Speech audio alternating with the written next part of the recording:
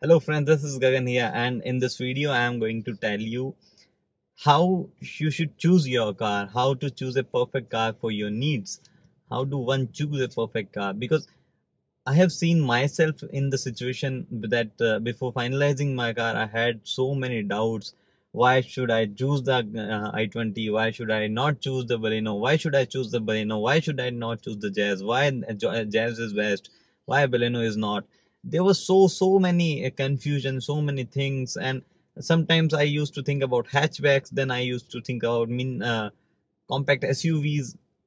There were so many doubts. So why such doubts are there, why they are, how can we come over them, is something very deep. So that's why I thought it's better to make other people aware. It's better to make easy for other peoples to know how they can choose their best car. So I will tell you a few points, and you must always stick to them to choose your best car. First thing, what is your need with the car? You must sit in a corner of your room and think genuinely what is the need of car for you. Because frankly speaking, when I bought my car, I was literally having no need of the car, but still I bought that. So even then I thought, okay, right now I don't have much of the need, but what will I do with my car? So I had three things. First, we are a family of three-person, so a hatchback would do. We do not carry much luggage here and there, so a hatchback was again a good thing. We were not in need of any sedan for the bigger boot space.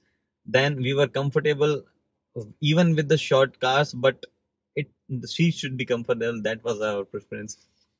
A few things like that were in my need. Then I thought, on which roads I will be driving. Will I be driving more on highways? Will I be driving more on cities? Will I be driving more on bad roads? So this is the thing you should also look. You should look the need of the car, how much people you are, how much luggage you might carry regularly. Not do not count the exceptions that you will carry like so many bags on that day. Do not think about that. Think of the normal basis. Then you think on which roads you will be driving. Mixed road conditions, on highways, on pothole type roads, off roads, on what conditions you're gonna drive your car. You need to think about that. Then you think, will you how much kilometers will you be driving your car, a daily or run or the monthly run? Suppose if you are using it for daily commute, you are driving like 50 kilometers daily, then your need is actually a bit average. But if you are commuting daily 100 kilometers, or if you want to drive only on weekends but long trips like 10,000 like 1,000 kilometers and all, you should know make a note on your needs.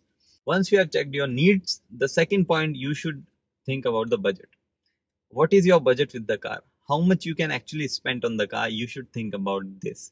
Okay, before going to any other things like what kind of fuel or what kind of manufacturer, service and all, first you should think your budget. What is your budget? So I was having a budget. I was having a cash of some 3 lakhs. I was ready to take a loan of 5 to 6 lakh. I was enough capable of paying them for like 5 years. So choose your budget wisely. If your budget is 9 lakh, you should not look at the car which is costing you more than 8.5 lakh on road. Yes, that's how it works. You should always keep a margin in your budget, so that that can be used. That 50,000 margin can be used somewhere else. If your car is of higher budget like 20 lakhs, then you should keep a margin of 1 or 1.5 lakhs at least. So this way it works. If your car is low budget, like 4 lakhs or below that, you should keep at least a margin of 25,000. This is actually helpful in some of the cases, which you will know after buying the car. You might get some other miscellaneous charges, or you might need any miscellaneous things for your car. So keep a margin of the budget too. So if you are having a budget of 9 lakh, you should go with car costing up to 8.5 lakh only. So think your budget wisely. Compare the loans of the car and other banks, their terms and condition. Like I took from SBI just for the one reason, because there was no prepayment charges. In case I want to pay my loan after 6 months completely, I do not need to give any extra charges to the bank. They were ready to accept the payment. That's why I went with the SBI with a rate of 9.7. So check all your and do all your analysis of the budget and finalize the budget. Now comes where you will be driving the car, how much you will be driving the car, and due to that, what kind of fuel you should choose. Do you should, Should you go with the diesel or should you go with the petrol one? So a basic thing about the fuel which everyone should consider is how much run, how much monthly run your car will do or you will do with your car. If you are going above 500, if you are going above 1500 kilometer per month with your car, you think that you will go above 1500 to or 2000 kilometer per month, you should not go with any petrol cars. That is my belief, because the mileage will be hard on the pocket, and your pocket will be like getting empty due to the fuel or due to the petrol. So you should not go with petrol if your run is high, like more than 1500 or 2000 kilometer per month. And if you are, even if your run is like 1000 kilometer a month and the traffic is so high in your city, still I would suggest to go with the diesel one. Petrol you should choose only in two conditions: when your run is low, like 1500 or very low, and the other condition is when your the difference between the budget and the difference between the petrol and the diesel is just too high. So these are the two things. Like I opted for elite i20, or you, as they say, elite i20 petrol variant, because the diesel variant was costing me 1,80,000 more. So doing the math, I am using my car like 1000 kilometer a month or 1500 kilometers a month. I was doing the math and I got like I will be saving 22,000 per year if I go with diesel one. But I end up paying 1,80,000 extra. So you're getting my point, right? The difference will settle in like 6 to 7 years. That is just too much. So these are the two things you should consider. Forget about the maintenance cost and all. Petrol and diesel, almost they are same. If there's a difference of 15-20%, that is just negligible. Maintenance cost is not something you should consider in diesel and petrol.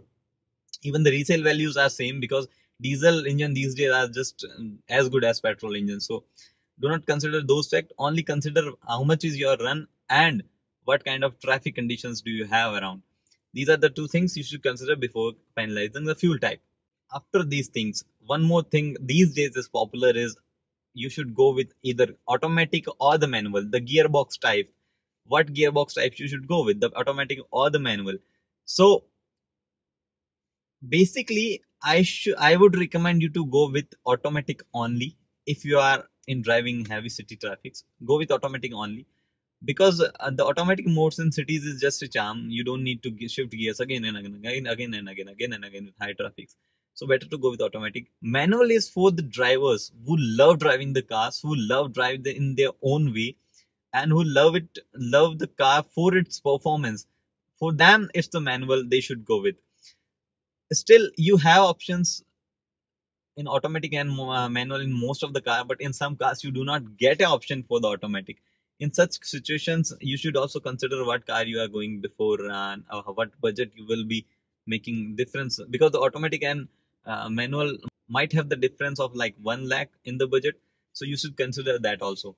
Even in automatic, there are two modes. One will be the paddle shift mode. If you want to change the gears, you can change them from your steering itself. There will be pedals below the steering.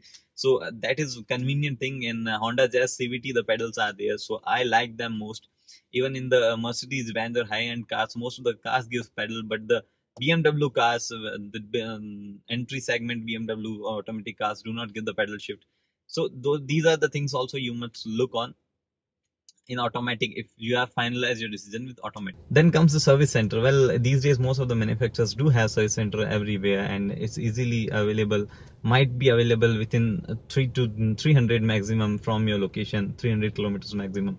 So you can easily get service centers, but still some car manufacturers like Volkswagen or the Nissan or Datsun might not have service center near about you. So you should also consider this, how much far the service center is from your location of that manufacturer.